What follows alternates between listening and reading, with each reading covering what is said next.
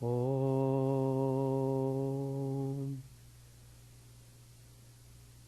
Stavakaya cha dharmasya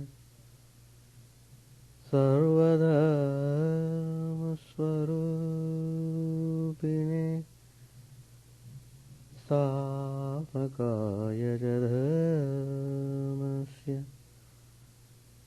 sarvadharmasvarupine Avatar-varishtaya Ramakrishna-The Namah Asato ma sadgamaya Tamaso ma jyotirgamaya Mrityormamritangamaya Om Shanti Shanti Shanti. Let us bow down to Sri Ramakrishna, the embodiment of all religions, the Supreme God incarnate. Let us pray to Him to lead us from the unreal to the real, to lead us from the darkness of ignorance to the light of knowledge, to lead us from death to immortality.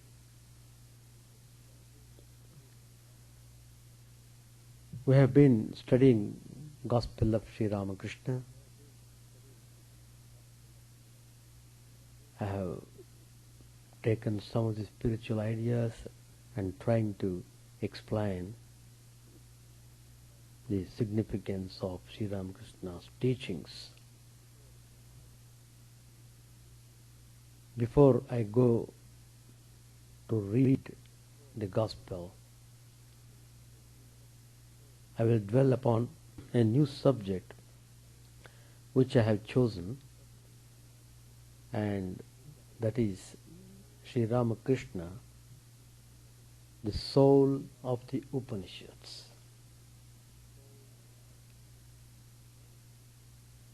And it is very significant in modern times. All that rigid rules of casteism and all those restrictions can no more be followed nowadays. Anyway, people are coming closer and trying to understand with open-mindedness the value of religion.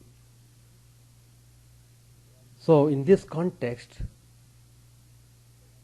it is very appropriate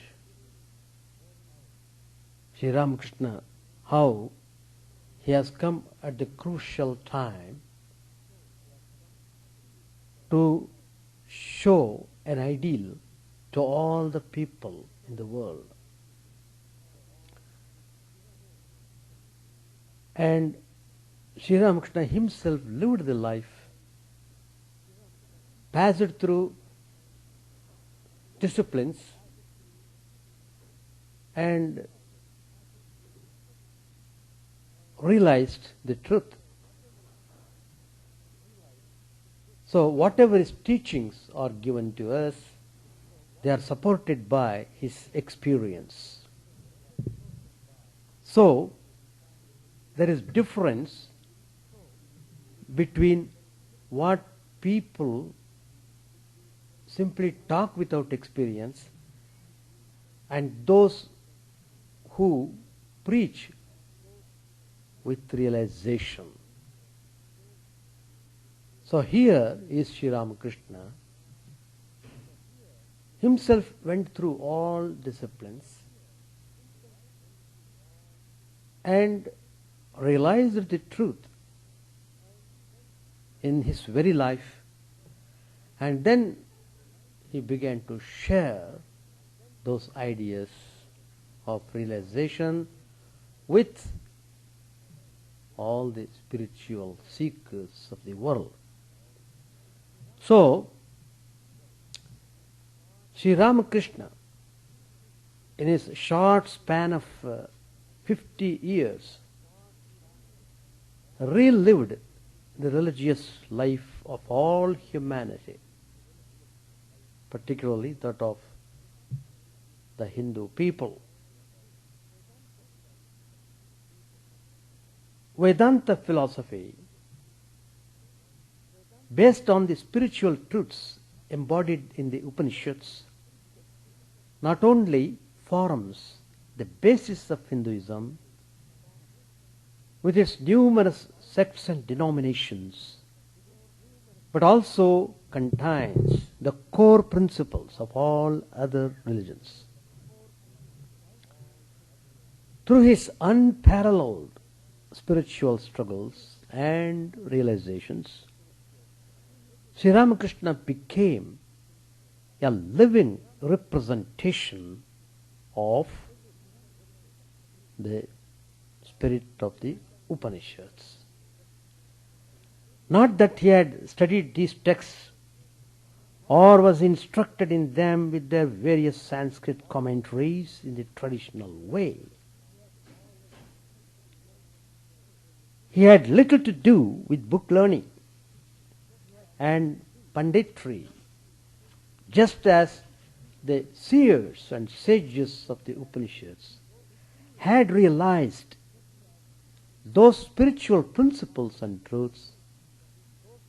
Sri Ramakrishna experienced them within himself through his self-discipline, concentration, purity, and the resulting superconsciousness. Vedantic scholars who listened to his enlightening talks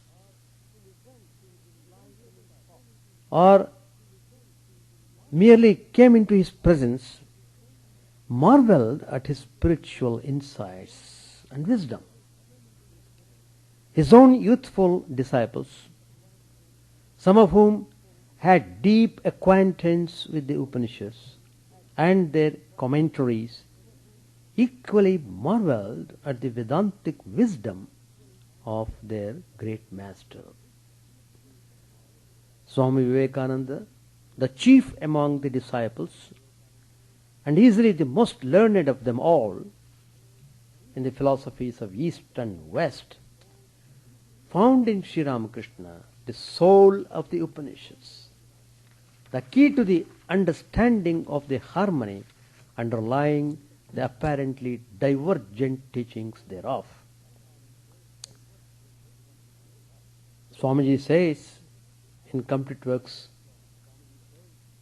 I, through the grace of God, had the great good fortune to sit at the feet of one whose life was such an interpretation, whose life 1,000-fold more than whose teaching was a living commentary on the texts of the Upanishads, was in fact the spirit of the Upanishads living in a human form.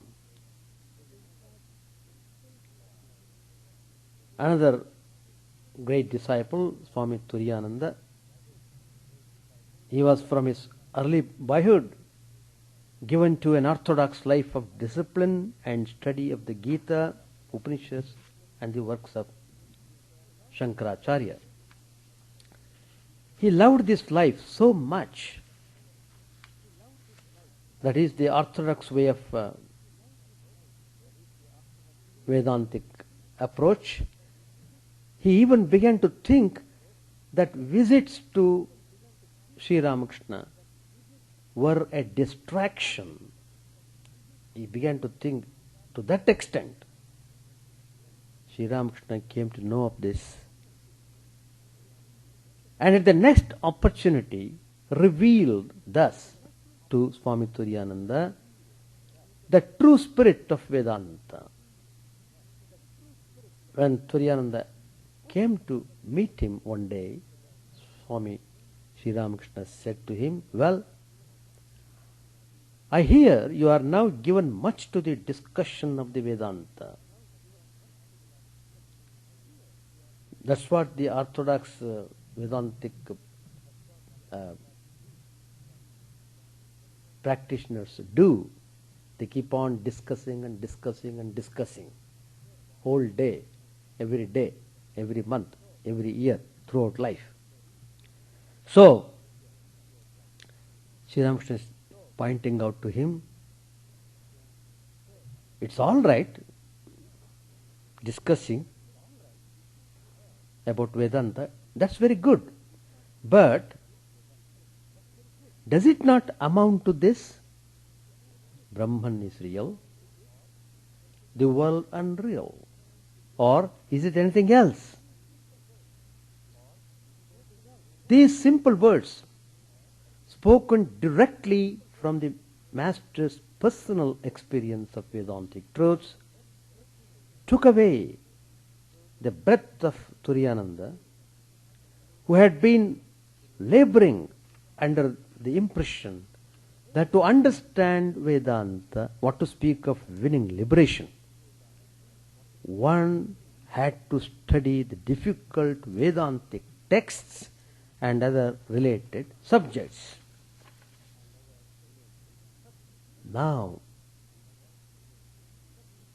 because of his good fortune of coming in contact with Sri Ramakrishna, he came to know that the essential thing about Vedanta was to get a firm conviction about the reality of Brahman and the impermanence of the phenomenal world,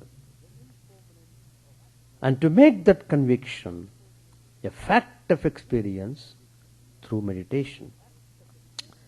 Swami Chidananda later said that that was a turning point in my life. So, Sri Ramakrishna would thus give a nice direction, turn to the sincere spiritual seekers. As I said, Sri Ramakrishna lived how exactly the followers of Vedanta should. And you know, Vedanta always stresses upon the point that one should use one's faculty of reasoning. It must be very sharp. There is no place for dogmatism, there is no place for superstition, and you must be very open to use your faculty of reasoning, and that's what Vedanta wants, and that is in fact one of the qualifications required. If you don't have rationalistic mind, if you don't have that faculty of reasoning, you can't understand the glory of Vedanta. So, it is very specifically mentioned that discrimination is most important. It is the basis of the life who wants to practice Vedanta. Sri Ramakrishna said in the Gospel, nothing achieved without discrimination and renunciation.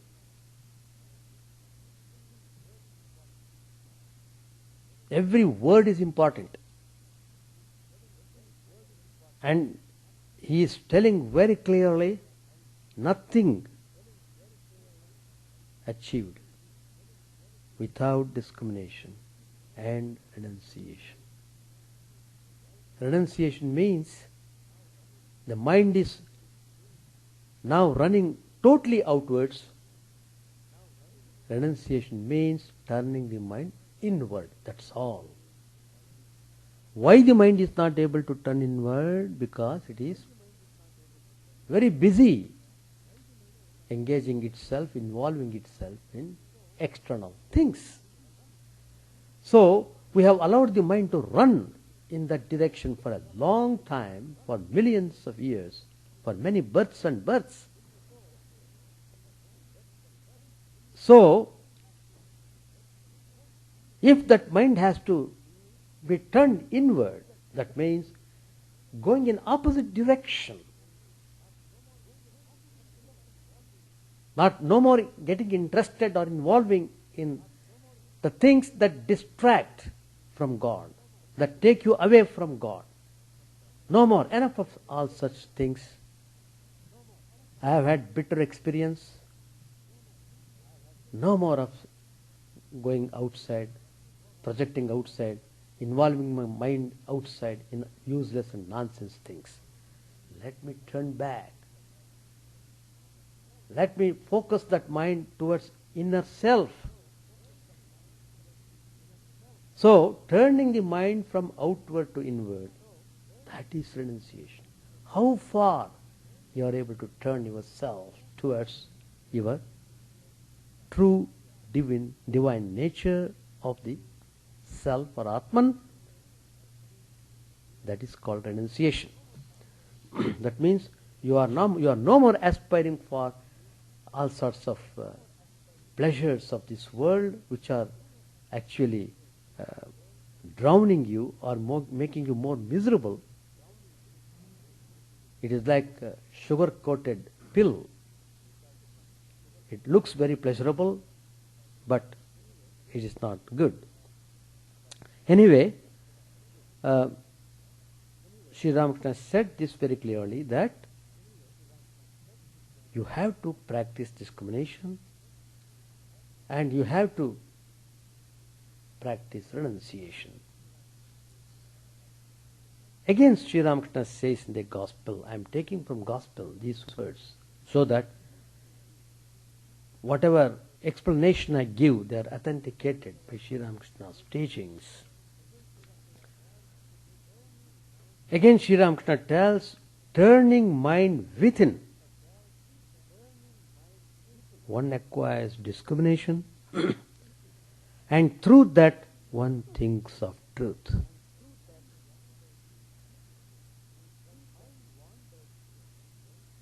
When mind wanders to unreal, Sri Ramakrishna gives instruction, apply discrimination.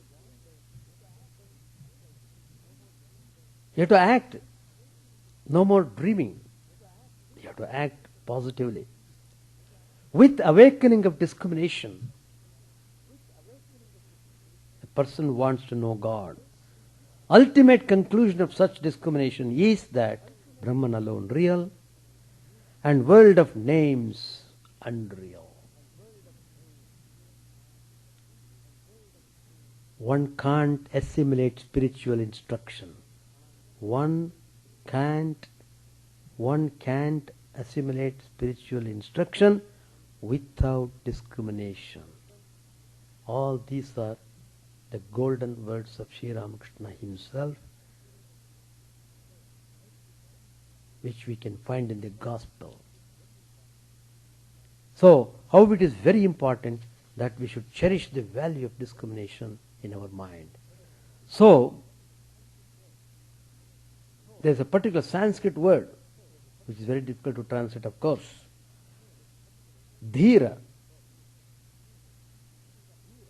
It is coming up again and again in the Upanishads. Dhira denotes the man of discrimination,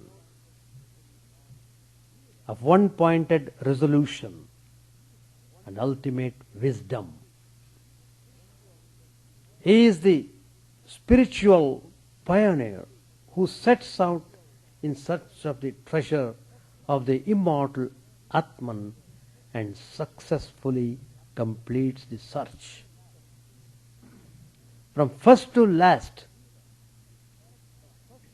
the Dhira is characterized especially by the quality of spiritual discrimination. At the beginning, he discriminates between the pleasant, the ephemeral, and the good, the eternal, and chooses only the good. it is from the Upanishad, this quotation. Seeing impermanence and death all around, he seeks the permanent and the immortal. This is sought within his own self, by the control of the senses, by the purification and concentration of mind. See how many things are there. Simply coming and asking, can I see God? Can you show me God? All those things will not work. You have to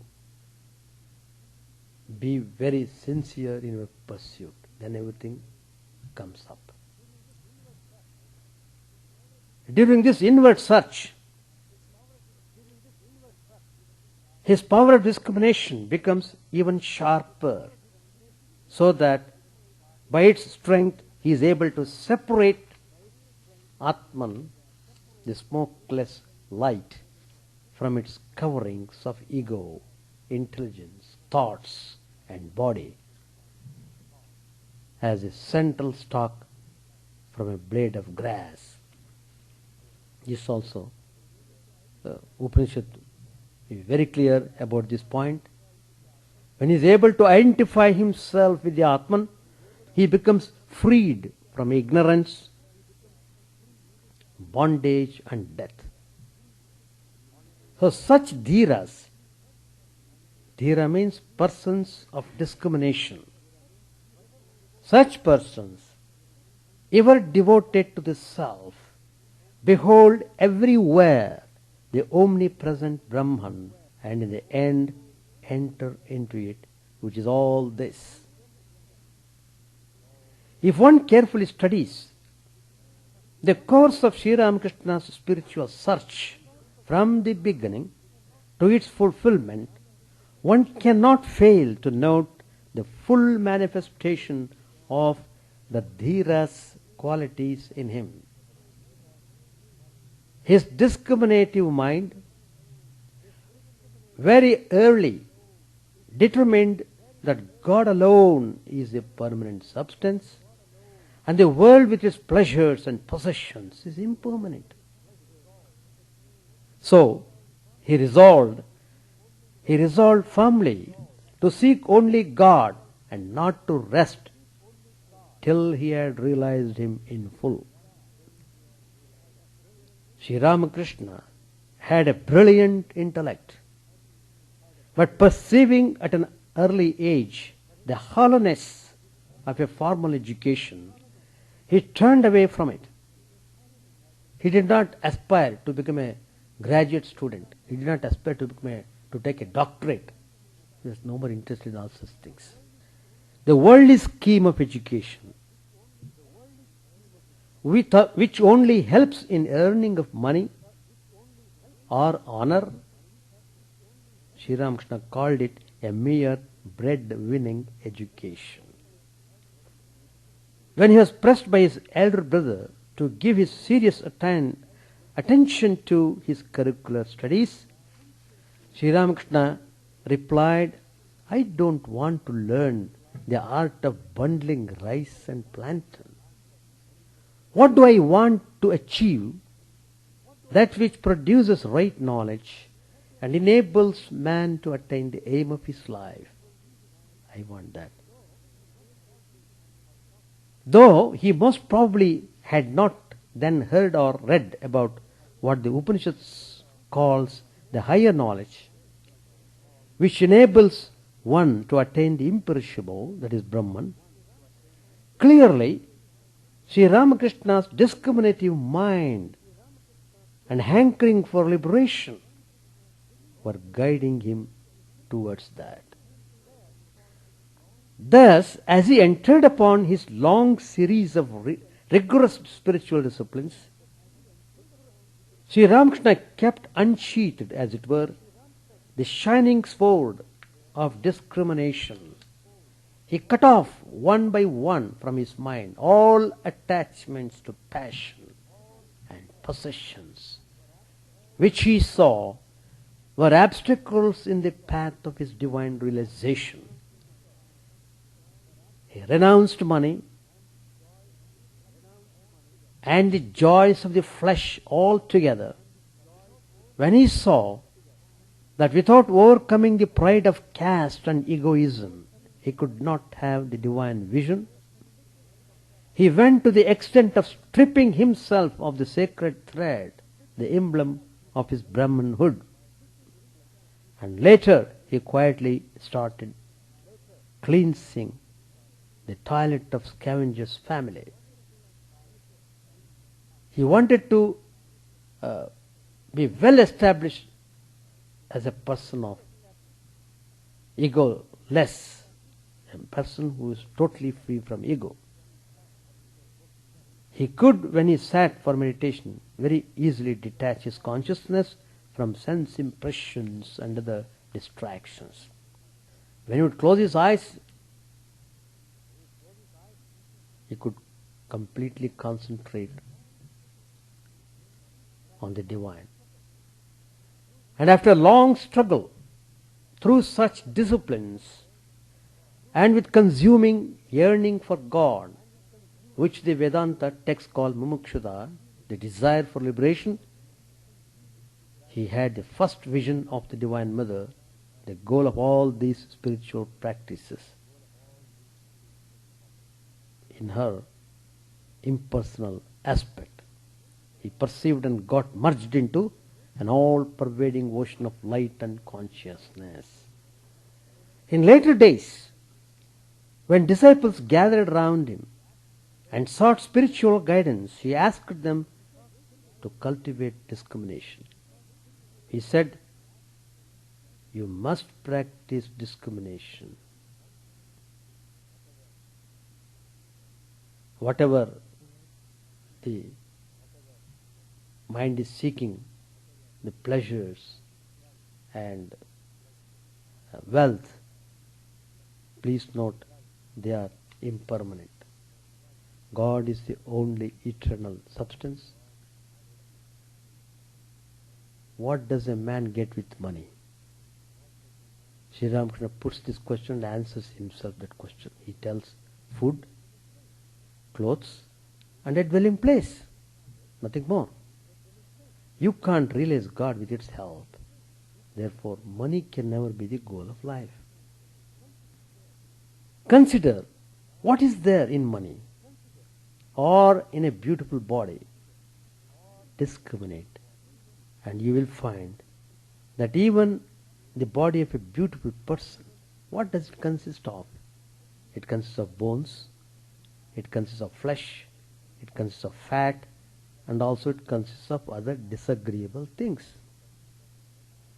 Why should a person give up God and direct his attention to such things?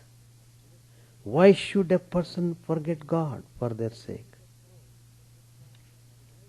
So, Sri Ramakrishna is trying to draw our attention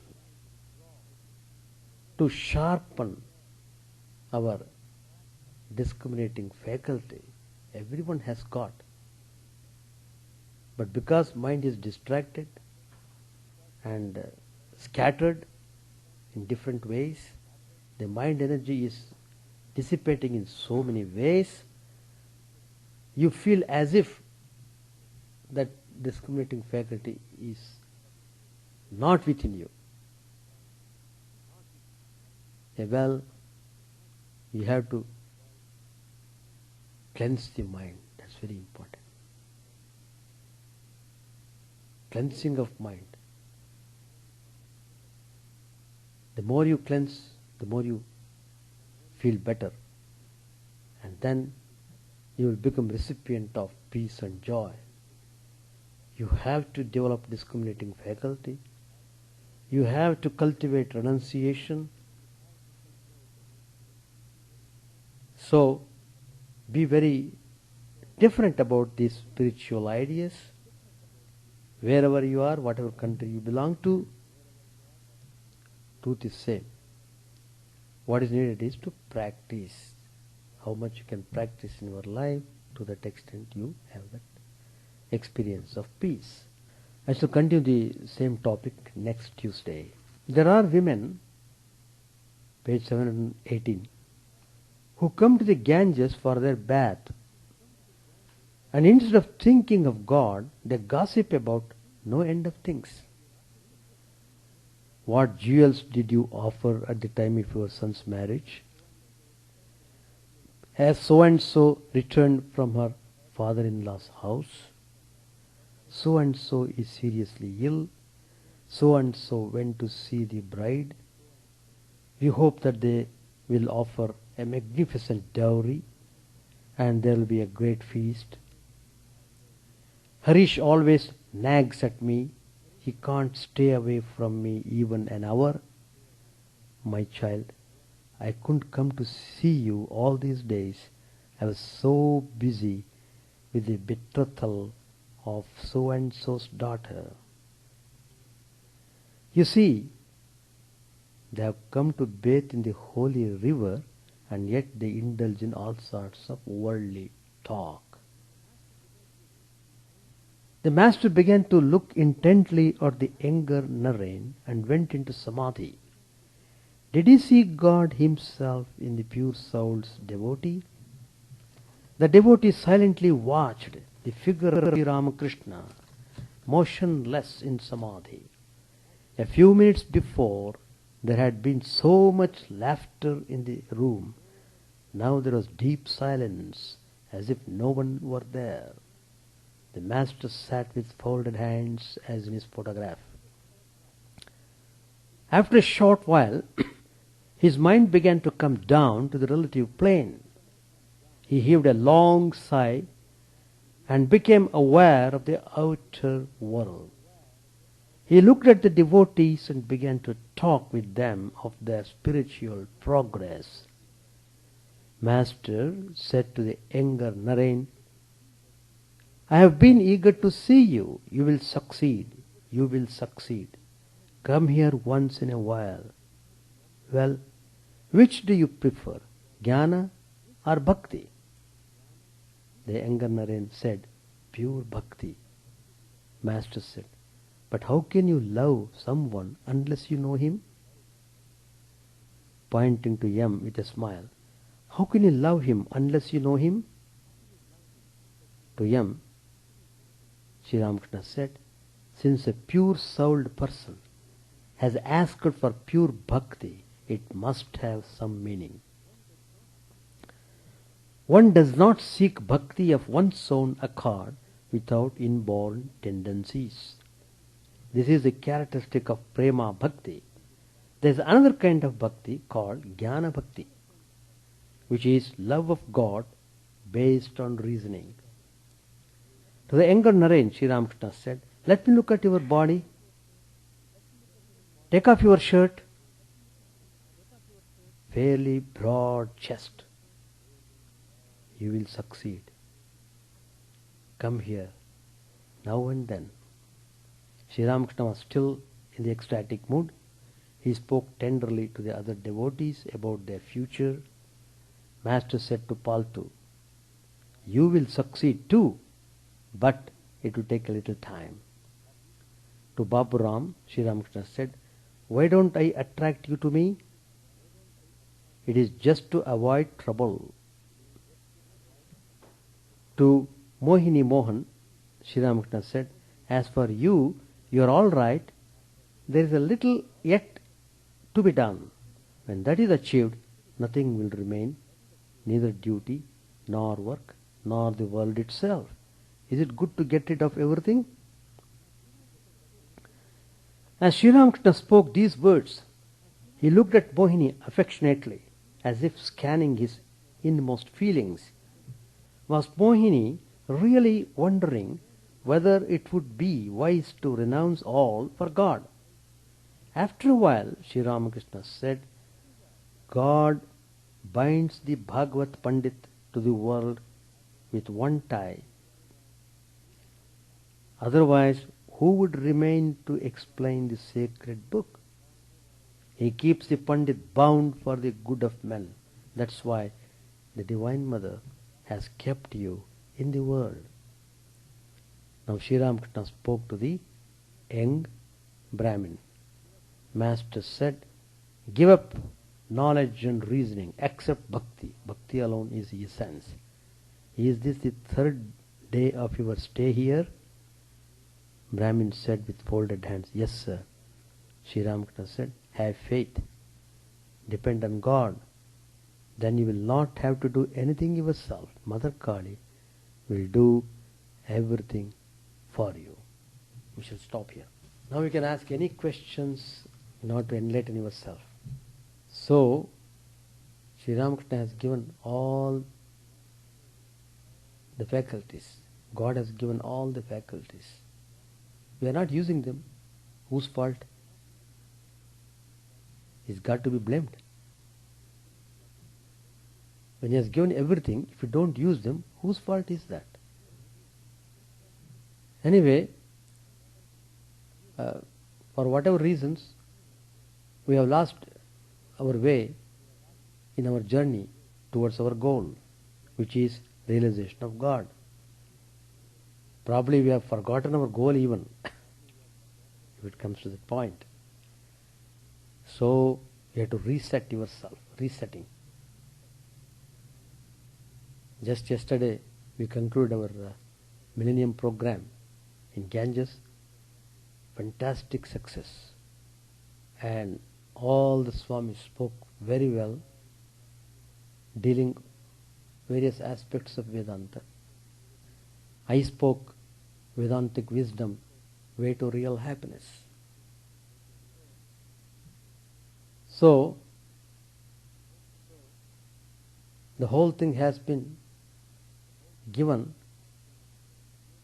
in software, as it were, and inserted you into your hardware mind.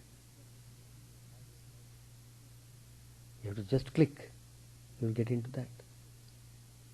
But clicking you have to do. If you don't click, even though the software is there, it is unused. Is it not? So, God is extremely gracious. Extremely gracious. And you will come to know about it when you turn your mind towards Him. So turning your mind towards God is really the point which I am stressing upon. Why don't we turn? So be in touch with this spiritual literature, come in contact with ashram, be regular and be steady, be firm in your conviction. Practice the principles of Vedanta. That's all what we say. That's all what we say. Then definitely you will progress in your spiritual path, whatever path you have chosen. Any question? I don't know your name. Any question do you ask? Do you want to? Be free to ask. That's why we hold the class. Huh? In order to go to the divine, in order to go to the substratum. That's the way to go to the source. Unless you discriminate, you will not be able to understand what is real. In order to know real, you have to discard the unreal. If you hold on to unreal as real, then how can you ever experience reality at all? If you think your dream state is real, that is everything for you, then how can you ever come into the reality? That's why the Upanishads are pointing out, what is reality? That which is not changing, which is always present, past, present and future. So many creations have come and gone, but Brahman is there through all the creations. Where do the creations go? They go into Him, they come out of Him. So involution and evolution, that's all. They're involved, evolved, getting involved, evolved. So this process goes alternately. Involution, evolution. Please read the chapter. Swami Vivekananda has very nicely dealt on this topic. Involution, evolution in Jnana Yoga. Read that. If you understand, if you read all those things, it will give you an idea, it will give you inspiration. Well, that's true. Why am I suffering? Because I am My focus is on the unreal things, so I am suffering. If a man is hankering after money, thinking that money will help him, how can be happy in a real sense? Yesterday, I read a very shocking, in a way, news in the internet. Brother and sister giving a delivery, and some process, the modern science has found out some method by which the fertility can be done, all those things, and she had no issues, but because of the doctor's help, she got it. And the process is very well written there, how nicely it is. And they have to pay about $2,000 of that, whatever it is. Why they are doing that? In order to inherit the mother's property. Just for the sake of property, they are doing all sorts of things. For the sake of money, they kill. They do anything. And what do they do by that money? That's the terrible aspect. So we commit crimes, and afterwards we think, why God is very cruel to me. All are happy, I am unhappy. Like that fellow thinks. Happiness and unhappiness are brought by him only because of his actions, good and bad. As you think, so you become. So if you think good, you will be good. If you think bad, you are bad. So what Vedanta says is,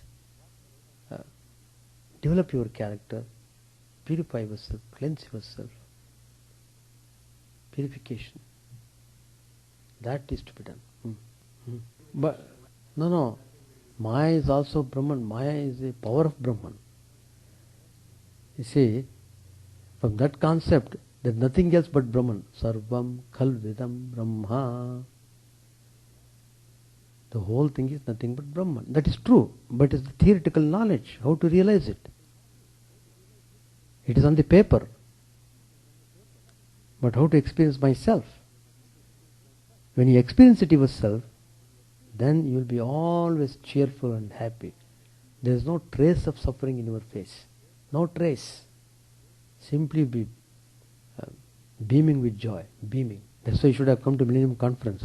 You would have had the taste of the joy of the spiritual ways of thinking and life. Probably you didn't come. Yeah, you missed it. It's a tremendous mistake you have done. You should have come. That experience would have remained with you for many, many years, I should say, because it's a unique experience.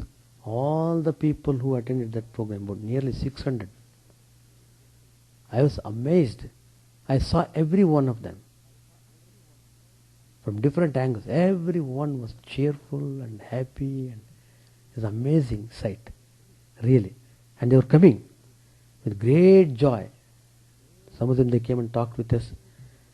All the Swamis, they were available to everyone. Anybody could go and ask. Interaction. And it is a thing to be experienced. That's what I can say. But anyway, certain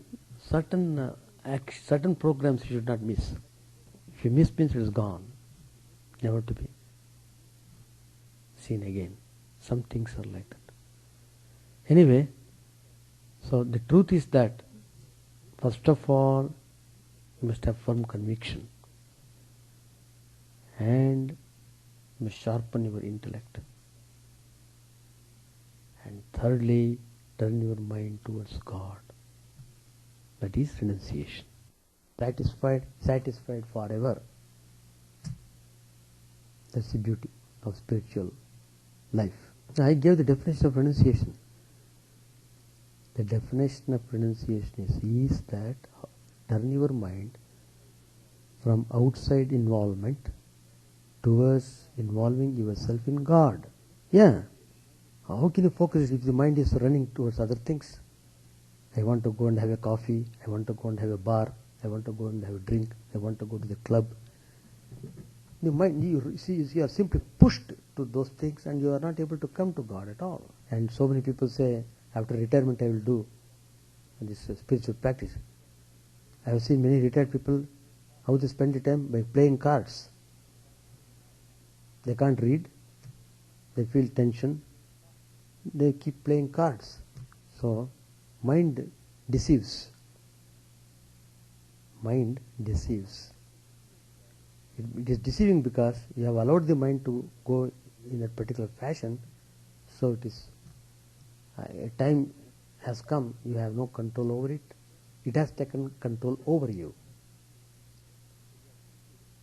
So you are simply a master for the namesake, and the real master is your mind. You behave according to what your mind wants you to do. You have become the slave of the mind, and mind is asserting its mastership over you. You have surrendered your mastership to the mind. So you are suffering. As long as you are allowing the mind to go in its own way, there is no way of getting out of suffering. We shall stop. Chant the name of the Lord and His glory unceasingly, that the mirror of the heart may be wiped clean and quench that mighty forest fire, worldly lust raging furiously within. O name streamed down in moonlight on the lotus heart, opening its cup to knowledge of thyself. O self, drowned deep in the waves of his bliss, tasting his nectar at every step, bathing in his name that bath for weary souls. Various are thy names, O Lord. In each and every name thy power resides. No times are set, no rites are needful for chanting of thy name. So vast is thy mercy, how huge then is my wretchedness, who find in this empty life and heart no devotion to thy name. O my mind, be humbler than a blade of grass. Be patient and forbearing like a tree. Take no honor to thyself, give honor to all. Chant unceasingly the name of the Lord. O Lord and soul of the universe, mine is no prayer for wealth or retinue. The playthings of lust or the toys of fame. As many times as I may be reborn, grant me, O Lord, a steadfast love for thee.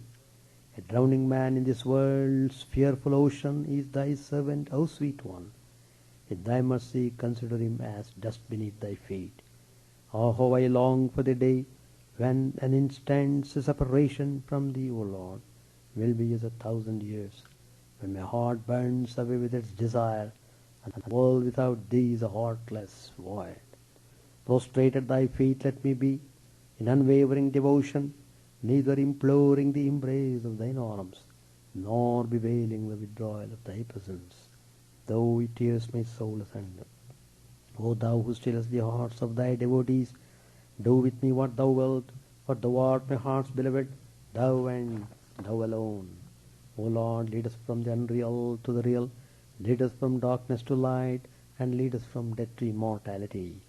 May all be free from dangers, may all realize what is good, may all be actuated by noble thoughts, may all rejoice everywhere.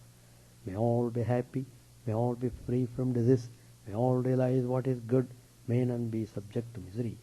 May the wicked become virtuous, may the virtuous reign tranquility, may the tranquil be free from bonds, may the freed make others free. May good betide all people, may the sovereign righteously rule the earth, may all beings ever attain what is good, may the worlds be prosperous and happy, may the clouds pour rain in time, may the earth be blessed with crops, may all countries be freed from calamity, may holy men live without fear.